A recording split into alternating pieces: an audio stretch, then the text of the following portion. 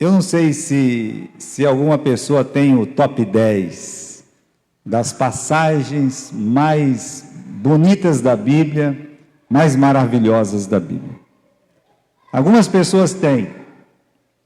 Por exemplo, o pastor João comentava que uma das passagens mais bonitas que ele tinha da Bíblia era 1 João, no capítulo 1.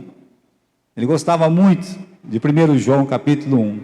Ele dizia que era o manual da alegria. É o capítulo 1 do livro de 1 João, do Novo Testamento.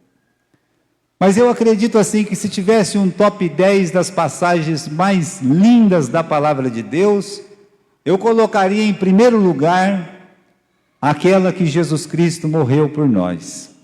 Não tenho dúvida de que eu colocaria a passagem do Calvário, sabe? A morte do nosso Senhor Jesus Cristo.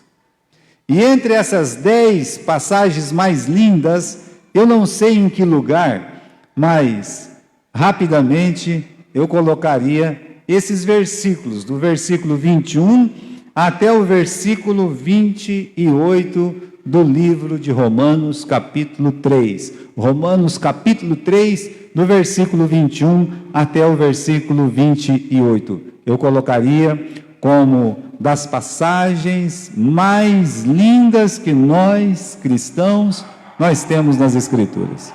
Vou fazer um resumo aqui para vocês daquilo que a gente já tem estudado.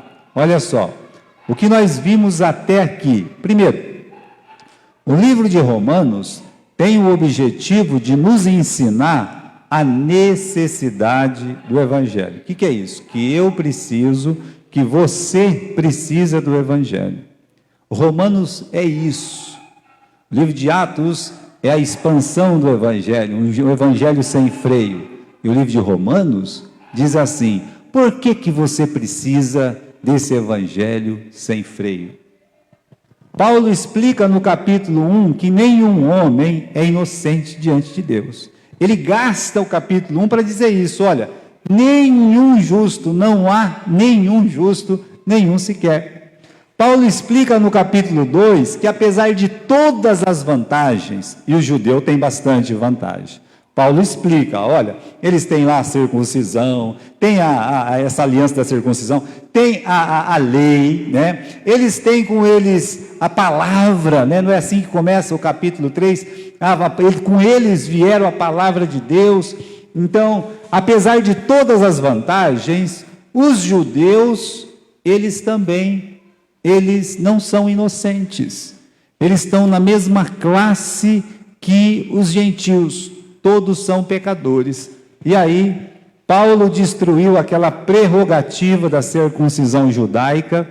Era muito importante ele destruir essa base judaica, que era uma base falsa, aquela de dizer assim, como disseram para Jesus: nós somos descendentes de Abraão, o nosso pai é Abraão, né?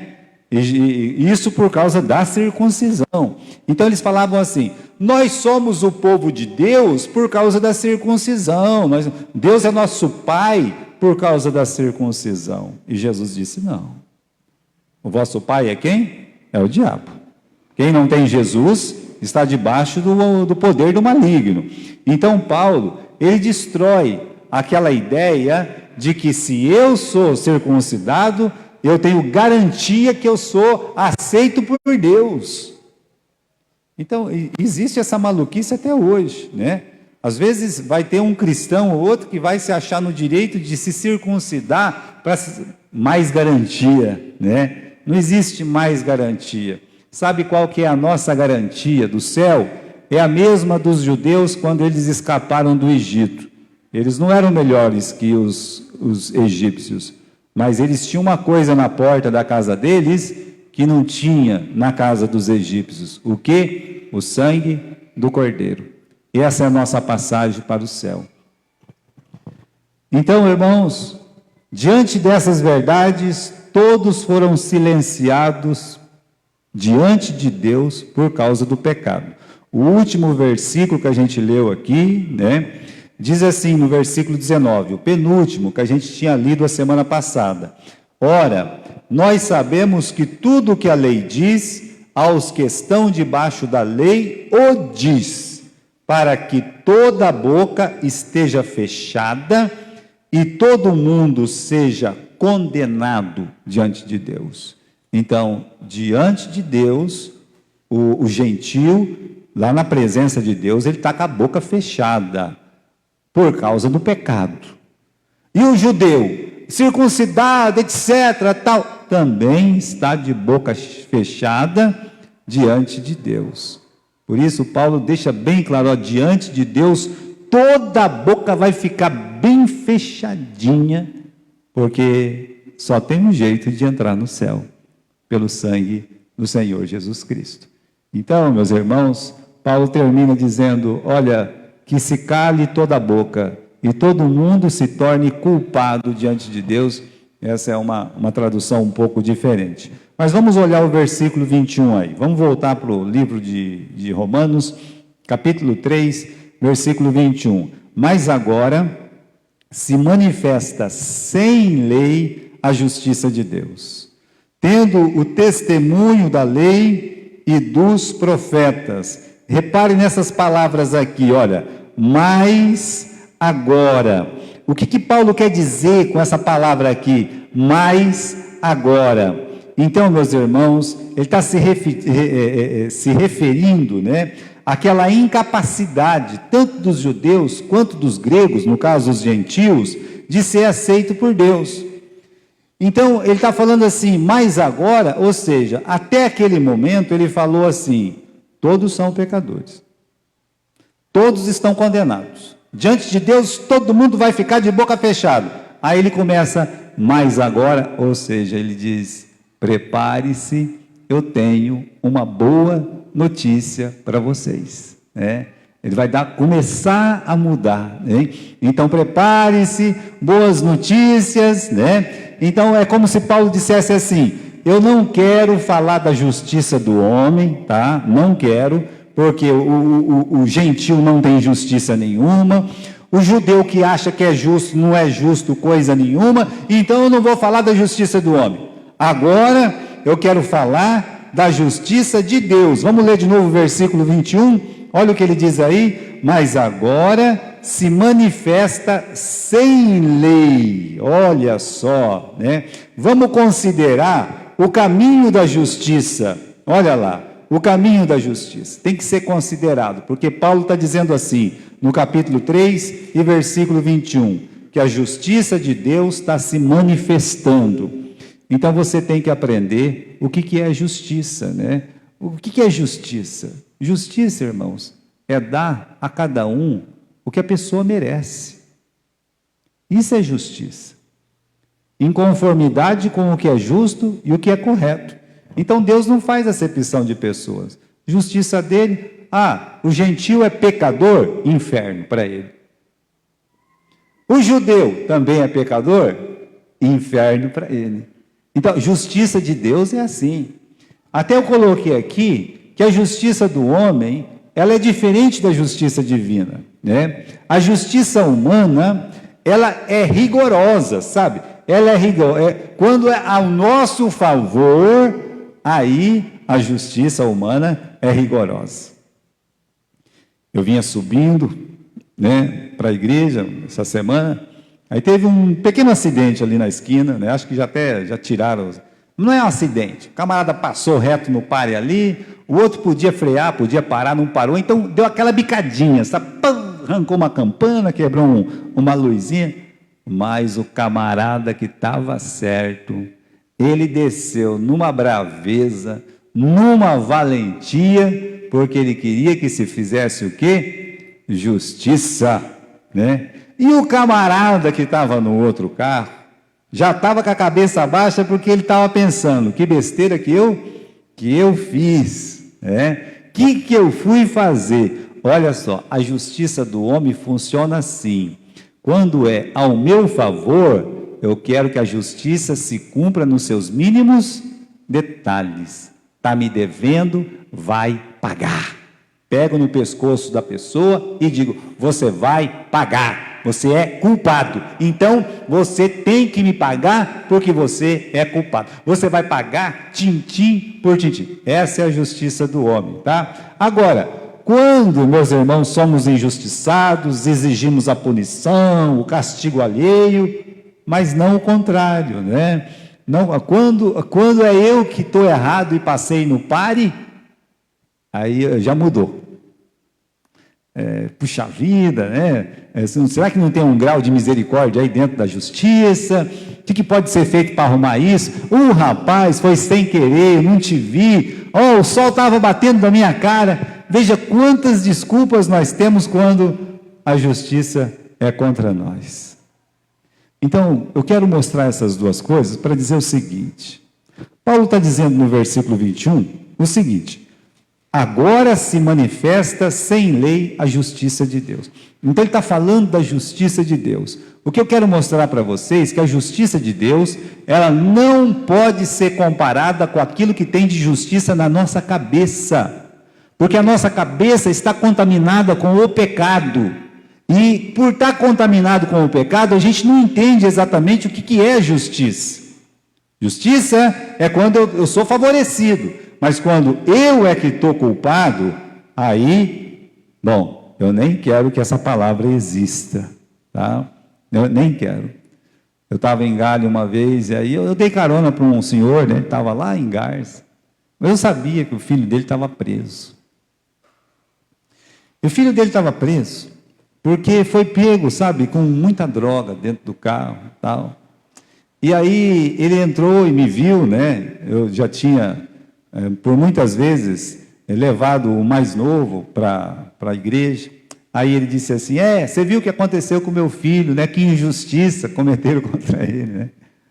Aí eu fiquei, né, lembrando, que injustiça, né? Olha só o pai falando do filho, né? Que injustiça cometeram contra ele, né? Aí eu pensei, ele estava com o maior traficante de Galha, com o próprio carro, né? E que injustiça! Porque a justiça foi contra um ato condenável do seu próprio filho. Então ele estava querendo que a justiça não existisse.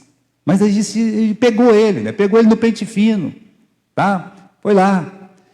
Agora, essa mesma pessoa, uma vez assassinaram uma moça lá em Galha, né? E foi um rapaz, tá lá, foi uma coisa muito trágica que aconteceu, o sujeito está solto, né?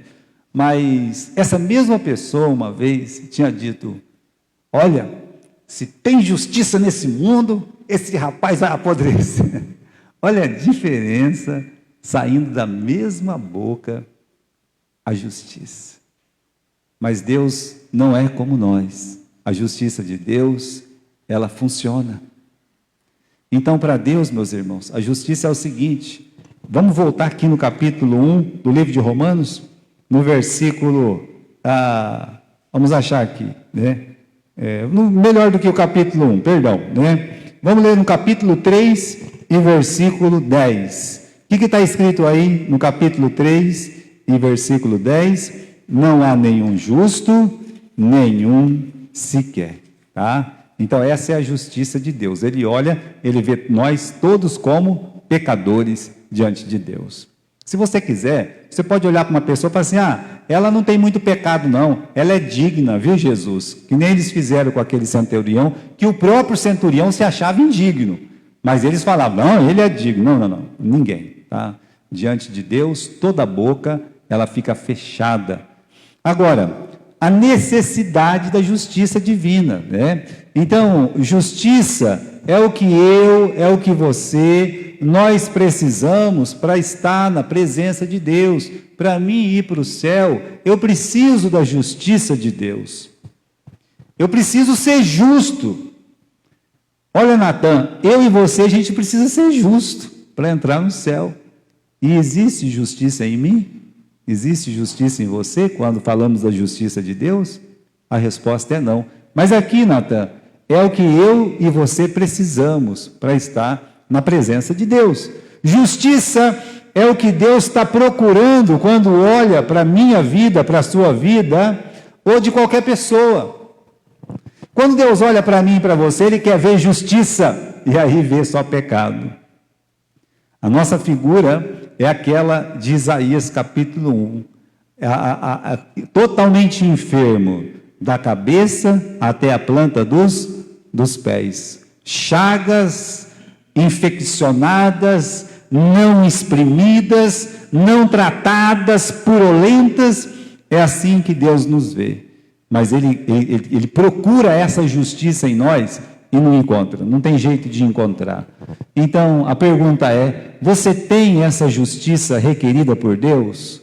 O judeu, ele pensava que tinha. O judeu tinha um cartão. Qual era o cartão do judeu? Já foi discutido no capítulo 2. O cartão se chamava circuncisão. E Deus disse: oh, isso aqui não vale nada.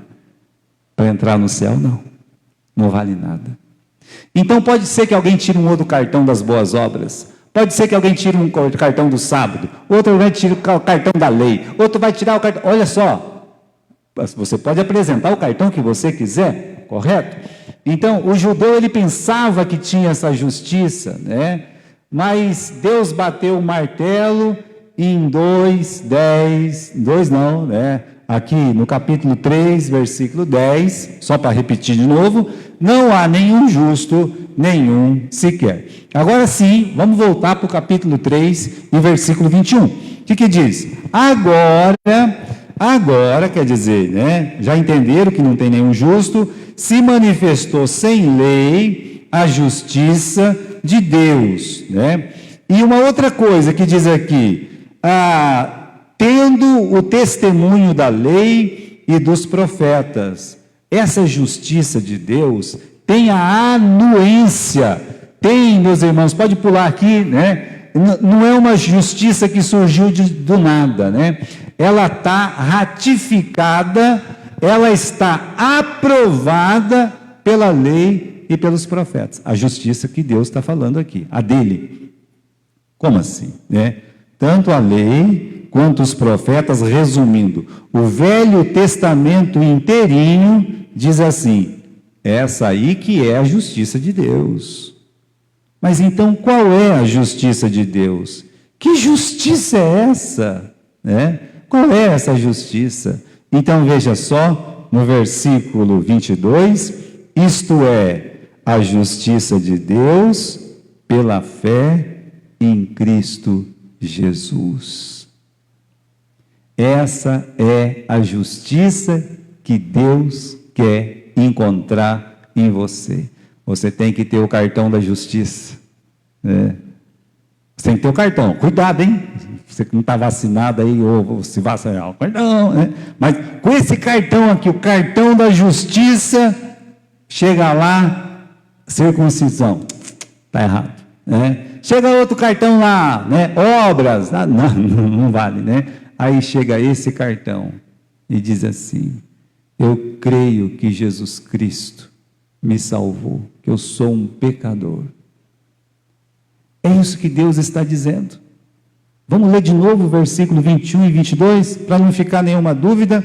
Mas agora se manifestou sem a lei a justiça de Deus, tendo testemunho da lei e dos profetas, isto é, a justiça de Deus pela fé em Jesus Cristo, por todos e sobre todos os que creem, por todos e também para todos e sobre todos, né?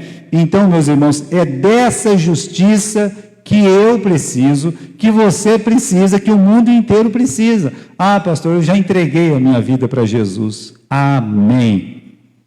Então, justificado, não porque você merece, mas pelo sangue do Cordeiro.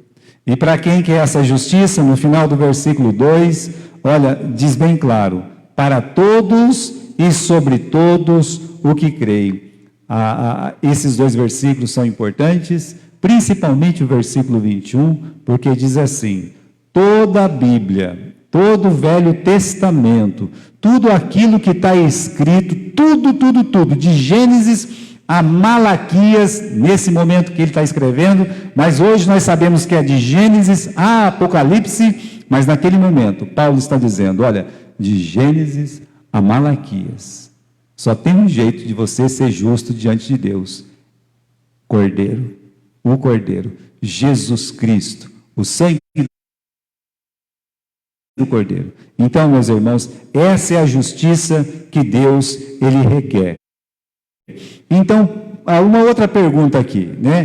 Por que essa justiça está disponível a todos, não é? Então, Paulo, ele começa a responder no final do versículo 22, porque não há diferença, né? Como assim? Não tem diferença? Não tem diferença de pecadores, tá? Quer dizer que nenhuma justiça humana foi aceita, quer dizer que judeus e gentios estão igualmente perdidos, igualmente condenados ao inferno. Então, não tem diferença. É por isso que essa justiça é para todos, porque diante de Deus todos são pecadores. É o que ele explica no versículo seguinte, que é o versículo que todos nós sabemos decorado, correto?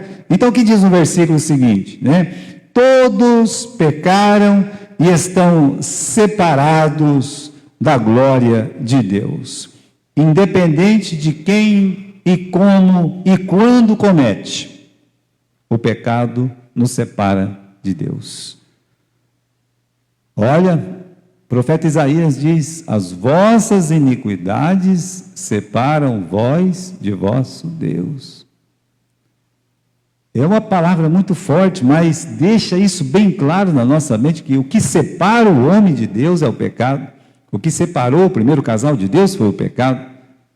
O que fez o Caim ficar cada vez mais distante de Deus foi ele permanecer no pecado, não buscar o arrependimento. Então, o pecado nos separa de Deus.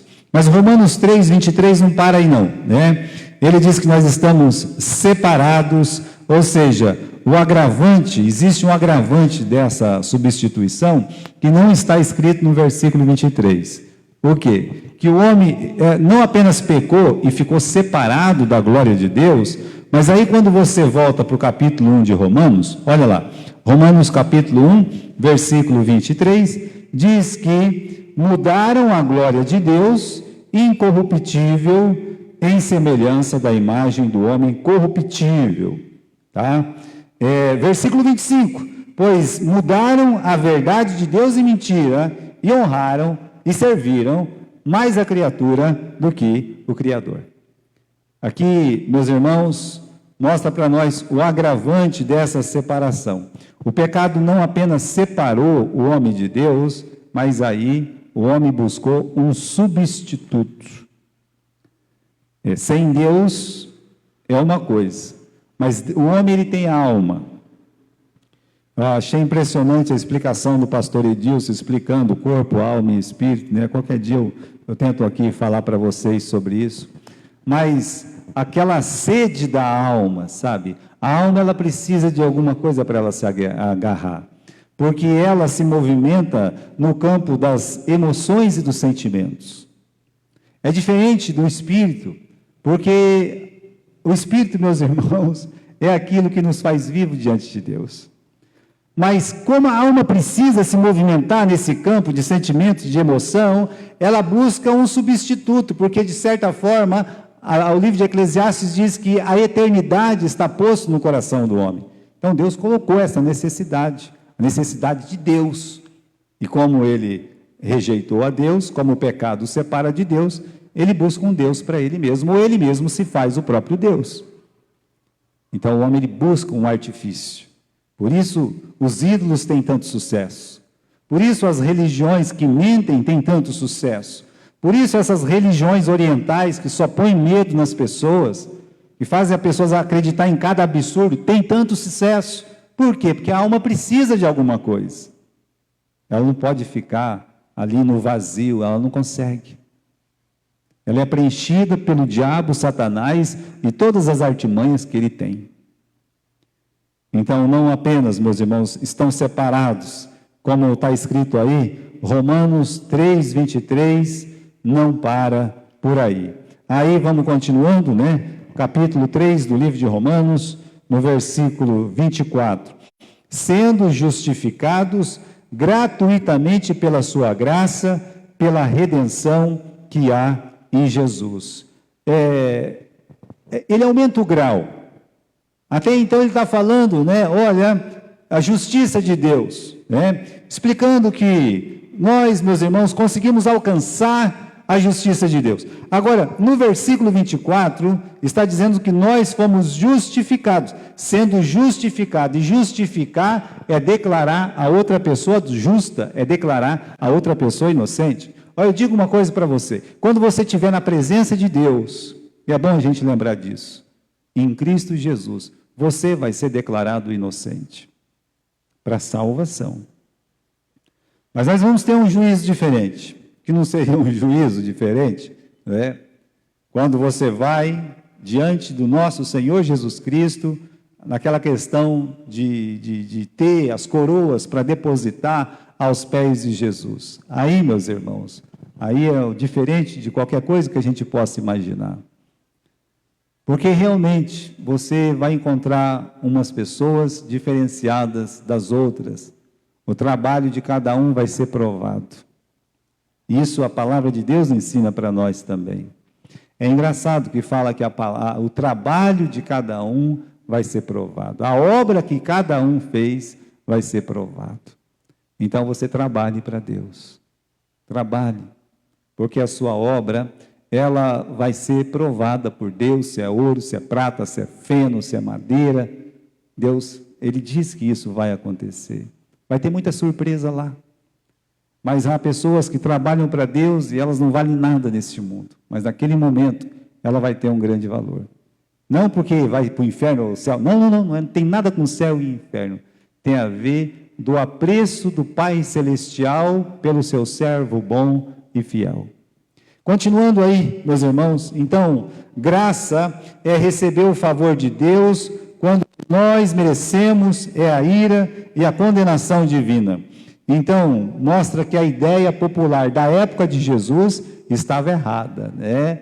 Aqui diziam que, olha, se eu for bom, lá no final eu vou ser declarado justo. Tem muita gente que pensa assim ainda, olha, se eu for bom, chega lá no final, eu vou ser declarado justo. Olha o que o Evangelho faz, ele te declara justo hoje, agora. É uma questão de declaração de Deus, não é o homem pensando, dizendo, não. Olha aqui, diz o versículo 24, é claro, justificados gratuitamente pela sua graça. Ainda que se repete a palavra, né? O apóstolo Paulo faz isso para não ficar nenhuma dúvida. Gratuitamente pela sua graça, né? Eu sou justificado, eu fiz... Não é pelo que você fez, não é pelo que Jesus Cristo fez. É pela sua fé. Continue lendo o versículo 24. Pela redenção que há em Cristo Jesus. Por isso, o apóstolo Paulo e Pedro também fala sobre isso. Olha, fostes comprados por bom preço, pelo precioso sangue de Jesus. Como nós devemos, meus irmãos, agradecer a Deus pelo sangue do Cordeiro. Uma pessoa querer alcançar o céu pelas obras da justiça, por qualquer outro meio, pela lei, isso é um desaforo a Deus, é uma desconsideração ao sangue de Deus, à obra de Deus. Por isso não é aceito. Mas aquele pecador que se arrepende, ele confessa os seus pecados, e entrega a sua vida a Jesus. Essa é a justiça que vai ser colocada na cabeça dele, a do sangue do Cordeiro. Versículo 25, né? Então, meus irmãos, tem aqui alguns termos, né, que eu gostaria de lembrar antes. Redenção é um termo de mercado de escravos. Paulo ensinou que todos nós estamos presos sob o poder do pecado e Jesus Cristo é a chave para libertar. É Ele que compra a nossa salvação. Eu amo. A palavra redenção, meus irmãos, como isso funciona? É como se viesse alguém, a gente preso na cadeia, pegasse, abrisse lá, vem, né?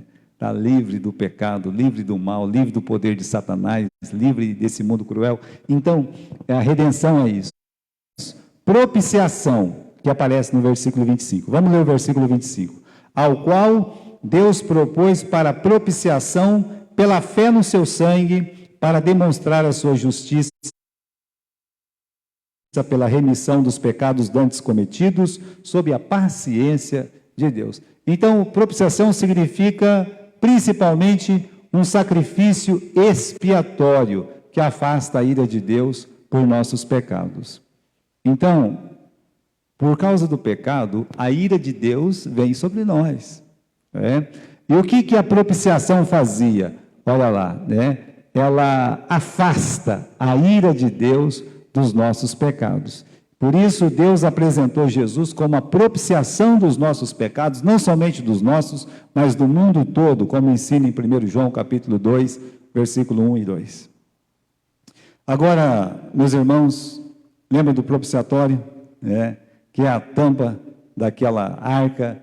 Aquela arca tinha lá a lei para dizer, você quebrou a lei. Aí vem Cristo, o propiciatório. E não é porque ele veio, é porque ele morreu. E eu creio naquele sangue, no poder do sangue para me salvar. Por isso os céus estão olhando para o propiciatório, os anjos estão olhando, dizendo, o que nós vemos é o sangue do Cordeiro. Nós não conseguimos enxergar que a lei foi quebrada. A lei que foi colocada naquela arca, ela foi quebrada. E os anjos não conseguem enxergar a lei quebrada quando está o sangue do Cordeiro.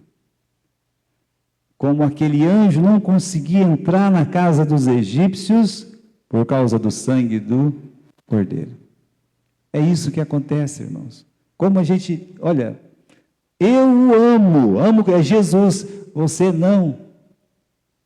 Devemos amar a Cristo mais e mais profundamente, e quanto mais você ama Jesus, você pode dizer, eu amo Jesus, mais, assim você vai vendo como ele é precioso. Uma pessoa que ama Jesus, ele não tem problema de vir para a igreja.